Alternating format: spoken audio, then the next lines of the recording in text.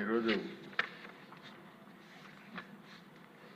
జల వనరుల గురించి చాలామంది సభ్యులు మాట్లాడారు.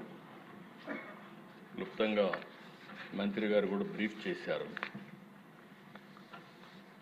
అయితే మనకుండే బాధ్యతలో ఎక్కడికక్కడ సమర్థవంతంగా వాటర్ మేనేజ్మెంట్ చేయగలిగితే చాలా సమస్యలు పరిష్కారం అవుతాయి. ఇందులో మనం ఒకసారి చూసినప్పుడు తాగడానికి నీళ్లు కానీ, వ్యవసాయానికి కానీ, ఇండస్ట్రీకి కానీ ఇవన్నీ బ్యాలెన్స్ చేసుకొని ముందుకు పోవాల్సిన అవసరం ఉంది. బ్రాడ్గా ఒకసారి ఇది కూడా ఈ ప్రజెంటేషన్ అవసరం లేదా? ఓకే, మీరు వేసేటప్పుడు వేయండి, కానీ ఆ మ్యాప్ వేయండి. ఇక్కడ మనం చూసిన ప్రదేశ రాష్ట్రంలో 40 మేజర్ మైనర్ రివర్స్ ఉన్నాయి మనకు. గోదావరి, కృష్ణా, వంశధార, నాగావళి, పెన్నా ఇలాంటి రివర్స్ అన్నీ చూస్తే నేను ఎప్పుడు కూడా దగ్గర 40 సంవత్సరాలుగా ఈ ఇరిగేషన్ మీద ఎప్పుడప్పుడు మాట్లాడడం, అవకాశం వచ్చినప్పుడు దీన్ని అమలు చేయడానికి బాధ్యత తీసుకోవడం, ఒక మాటలో చెప్పాలంటే అర్థం చేసుకోగలిగితే దాన్ని అమలు చేయడం కూడా ఈజీ అవుతుందనే ఉద్దేశంతో ఈ ప్రాజెక్ట్స్ అన్నీ అధ్యయనం చేశాం. ఇంకొక విధంగా చెప్పాలంటే ఇక్కడ ఆంధ్రప్రదేశ్లో కానీ, తెలంగాణలో కానీ మెజారిటీ ప్రాజెక్టులు నేను ఫౌండేషన్ వేసినట్టువే, నేను ప్రారంభించినట్టువే ఎన్టీఆర్ స్ఫూర్తితో ఒకటి రెండు కాదు, అన్నీ కూడా. ఎందుకంటే కొన్ని సమస్యలు చూసాం. రాయలసీమ, అనంతపూర్ నా కళ్ళతో నేను చూశాను. నేను జిల్లాకు పోతే వేరుశనగ వేస్తే విత్తనాల ఖర్చు వచ్చేది కాదు. 10 సంవత్సరాలు 8 సంవత్సరాలు విత్తనాలు కూడా వచ్చేది కదా, ఖర్చు కూడా వచ్చేది కాదు. దాంతో నేను పోయినప్పుడు అడిగేవాడు, కనీసం మీరు ఏం చేయకపోయినా పోతారు, కనీసం మాకు ఇన్పుట్ సబ్సిడీ ఖర్చు అయినా సరే మేము వేసిన విత్తనాలకు ఖర్చు ఏమంటే ఫస్ట్ టైం నేను ఇన్పుట్ సబ్సిడీ రైతులకు ఇచ్చింది అనంతపురం నుంచే ప్రారంభించింది. అదే మరి అధ్యక్ష పాలమూరు జిల్లా, కరువు జిల్లా, వలసల జిల్లా, పాలమూరు నుంచి మహబూబ్నగర్ నుంచి వేరే బాంబే ఎక్కడికొక్కడికి వెళ్ళిపోయేవాడు పనులు లేకుండా. అలాంటి పరిస్థితులు. నల్గొండ జిల్లా నేను చూశాను. ఆ జిల్లాని ఫ్లోరైడ్ కంటెంట్ చాలామంది, భగవంతుడు మనకు మంచి లైఫ్ ఇస్తే సరైన నీళ్లు తాగకుండా ఫ్లోరైడ్ కంటెంట్స్ నీళ్లు తాగి మనుషులందరూ కూడా వికలాంగులైపోయే పరిస్థితి వాళ్ళు చూస్తే చాలా బాధ కలిగేది. అప్పుడే ఎన్టీ రామారావు గారు ప్రారంభించినటువంటి నల్గొండకి శ్రీశైలం లెఫ్ట్ మెయిన్ కెనాల్, దాన్ని అసాధ్యం అని అందురంటే లిఫ్ట్ ఇరిగేషన్ ద్వారా ఒక టైం బౌండ్ ప్రోగ్రాం పెట్టుకొని నీళ్లు తీసుకొచ్చి ఇచ్చిన వ్యక్తి నేనుగా ఉండడానికి నాకు చాలా ఆనందపడుతున్నా. అలాంటి సంఘటనలు కూడా సమస్యను పరిష్కారం చేశాం. అదే మార్గ దేశ నేను ఎప్పుడూ ఒకటి చెప్పేవాడిని ఆనాటి ప్రధానమంత్రి వాజ్పేయి గారికి. మనం అందరం కూడా ఇప్పుడు నేషనల్ హైవేస్ అన్నీ కూడా వేసుకుంటున్నాం. అదే స్ఫూర్తిలో ఈ దేశంలో నదుల అనుసంధానం చేయగలిగితే వ్యవసాయానికి పెద్ద ఊతం వస్తుంది, పెద్ద లాభం వస్తుందంటే అప్పుడు సురేష్ ప్రభుతో ఒక టాస్క్ ఫోర్స్ వేశారు. అది 2003లో. అంతలో 2004 ఎన్నికలు రావడం, ఆ ఎన్నికలైన తర్వాత ఎన్డీఏ ఓడిపోవడం, దాంతో ఇప్పటికి కూడా చేసుకోలేకపోతున్నాం. అంటే 25-30 ఏళ్ళైనా ఇంకా మనం చేసుకోలేకపోతున్నాం. ఈరోజు ఈ సభ ద్వారా మీ అందరికీ విజ్ఞప్తి చేసేది, ఇటీవల నేను చాలాసార్లు మాట్లాడినప్పుడు ప్రధానమంత్రి గారు కూడా లేదు, కొన్ని రాష్ట్రాలు ముందు వెనకాలన్నాయి, ఈ విభేదాలు ఉన్నాయి, ఎవరైతే చొరవ తీసుకుంటారో వాళ్ళందరూ ముందుకై వెళ్ళి intra linking of rivers in the state చేయండి. మీరు ఏ రాష్ట్రానికి ఆ రాష్ట్రానికి కంప్లీట్ చేయండి.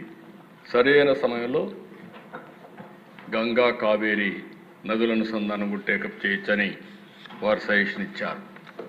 ఆ స్ఫూర్తితోనే మొదటి రాష్ట్రం నదుల అనుసంధానానికి శ్రీకారం చుడుతున్నాం. అన్ని నదుల అనుసంధానం చేసే బాధ్యత ఎన్డీఏ ప్రభుత్వం తీసుకుంటామని మీ అందరికీ విజ్ఞప్తి చేస్తున్నాను. ఇక్కడ ఈ మ్యాప్లో మీకు అన్నీ కూడా ఊరికే వేస్తే మీకు జ్ఞాపకం ఉంటుందనే ఉద్దేశం చూపిస్తున్నా. మొత్తం కలిసి మనకు 40 నదులున్నాయి. 38,457 మైన్ ఇరిగేషన్ ట్యాంక్స్ ఉన్నాయి. 19 లక్షల అగ్రికల్చర్ పంప్ సెట్స్ ఉన్నాయి. 14 లక్షల వాటర్ కన్జర్వేషన్ స్ట్రక్చర్స్ ఉన్నాయి.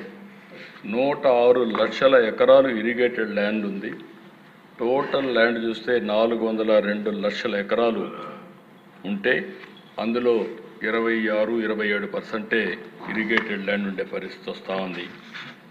అందుకనే దేశ ఈరోజు మనం ఆలోచించేది ఒకటి నదుల అనుసంధానం చేయడం, అదే మాదిరిగా ఎక్కడికక్కడ ఇరిగేషన్ ప్రాజెక్ట్స్ అన్నీ పూర్తి చేయడం. ఈరోజు మీరు ఒకసారి చూస్తే తెలుగుదేశం ఆ రోజు ఎన్డీఏ ప్రభుత్వం 14-19 5 సంవత్సరాల్లో 68,417 కోట్ల రూపాయలు ఖర్చు పెట్టాం. అదొక చరిత్ర, ఒక రికార్డు.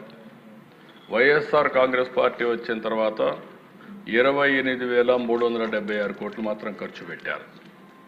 ఈ సంవత్సరం మళ్ళీ మనం 1 ఇయర్లో 12,454 కోట్ల రూపాయలు ఖర్చు పెట్టాం.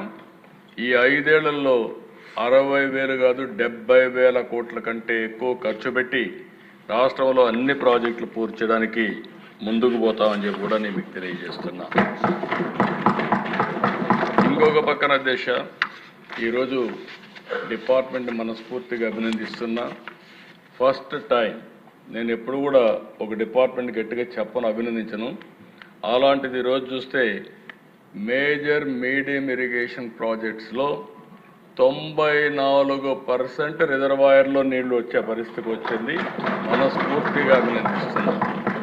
జలకళ ఎక్కడికక్కడ ఉట్టి పడతా ఉంది. ఈరోజు మనం చూస్తే ఇప్పటికిక్కడ చూసినప్పుడు 1048 టీఎంసీ నీళ్లున్నాయి, 80%. అదే కాకుండా కొన్ని వర్షాలు బాగా వస్తున్నాయి. అందుకని ఎక్కడికక్కడ గ్యాప్ పెట్టాలి, ఫ్లడ్ క్వశ్చన్ పెట్టుకోవాలి, గట్టి క్వశ్చన్ పెట్టారు. అల్టిమేట్గా అవి ఫ్లడ్ తగ్గతానే అవి ఫిలప్ చేస్తారు. కాబట్టి మొత్తం ఇప్పటికీ 74% పూర్తయింది ఉన్నాయి. ఇది ఒక వినూత్నమైన కార్యక్రమం. కొన్ని ప్రాజెక్టులు కొన్ని ఇబ్బందులు వచ్చాయి. తుంగభద్ర గేట్స్ కొట్టుకోపోయినాయి, మొన్నే నిలిపాం. 25 టీఎంసీ నీళ్లు తగ్గించాల్సి వస్తూ ఉంది. పిఏబిఆర్ ఒక 5 టీఎంసీ నీళ్లు తగ్గించాల్సి వస్తూ ఉంది. ఎందుకంటే అక్కడ సేఫ్టీ ఆఫ్ ది డ్యామ్ ఇవన్నిటి కోసం దాన్ని కూడా స్టడీ చేస్తున్నాం. అలగనూరు ఒక 3 టీఎంసీ తగ్గించే పరిస్థితికి వచ్చాం. అన్నమయ్య ఆ రోజు కొట్టుకొని పోతే పట్టించుకోని పరిస్థితి, దానివల్ల 2.4 టీఎంసీ నీళ్లు అక్కడ కూడా తగ్గే పరిస్థితి వస్తూ ఉంది. అదే మరి సోమశిల కందలేరు పోయినసారి నీళ్లు బ్రహ్మాండంగా పెట్టాం, ఈసారి కూడా పెడుతున్నాం. అక్కడుండే ప్రత్యేకమైన పరిస్థితి ల్యాండ్ ఎక్వేషన్ ఇవన్నీ కూడా ఒక 11 టీఎంసీ నీళ్లు పెండింగ్ ఉండే పరిస్థితి వస్తూ ఉంది. అయితే ఇక్కడుండే సభ్యులందరికీ నేను ఒకటే విజ్ఞప్తి చేస్తున్నా. ఒక సాగునీరు అంటే, వాటర్ రిసోర్స్ అంటే ఒక మేజర్ ఇరిగేషన్, మైన్ ఇరిగేషనే కాదు. మనం అందరం గుర్తుపెట్టుకోవాల్సింది, నేను చాలా ప్రయత్నాలు చేశాను దీని మీద. సుదీర్ఘమైన రాజకీయాల్లో మీరు చూస్తే సాగునీటి ప్రాజెక్టుల కింద మేనేజ్మెంట్ కోసం వాటర్ యూజర్స్ కమిటీలు కూడా క్రియేట్ చేశాం. ఆ రోజు చాలా వరకు స్టేక్ హోల్డర్స్ కమిటీస్ అన్ని మనం క్రియేట్ చేశాం. అంటే లబ్ధిదారులనే మెంబర్లుగా చేసి వాళ్ళకు ఒక మేనేజ్మెంట్ కమిటీ ఇచ్చి వాళ్లే మేనేజ్ చేసుకోవడానికి సాగునీటి సంఘాలు తీసుకొచ్చాం. ఈరోజు 5 ఏళ్ళు వీళ్ళు లేకపోతే మొన్న వస్తానే సాగునీటి సంఘాలన్నీ పూర్తి చేశాం. ఆ రోజు ప్రారంభించిన డాక్రా సంఘాలు ఈరోజు చూస్తే 20,000 కోట్ల రూపాయలు కార్పస్ ఉంది, 50,000 కోట్ల రూపాయలు అప్పు తీసుకుంటున్నారు. వాళ్ళ యొక్క రీపేమెంట్ చూస్తే డిఫాల్టర్స్ 0.02% డిఫాల్టర్స్ ఉన్నారు. అంటే దేశంలో, ప్రపంచంలో ఎక్కడ కూడా తిరిగి 100% పే చేశారంటే అది ఒక్క ఆంధ్రప్రదేశ్లో ఉండే డాక్రా సంఘాలు మాత్రం పే చేయగలిగారు. అది వాళ్ళకి ఉండే మోటివేషన్. ఇలాంటి సంఘాలని విద్యా కమిటీలు తీసుకొచ్చాం, జాయింట్ ఫారెస్ట్ మేనేజ్మెంట్ కమిటీలు తీసుకొచ్చాం, ఇవన్నీ వచ్చాయి.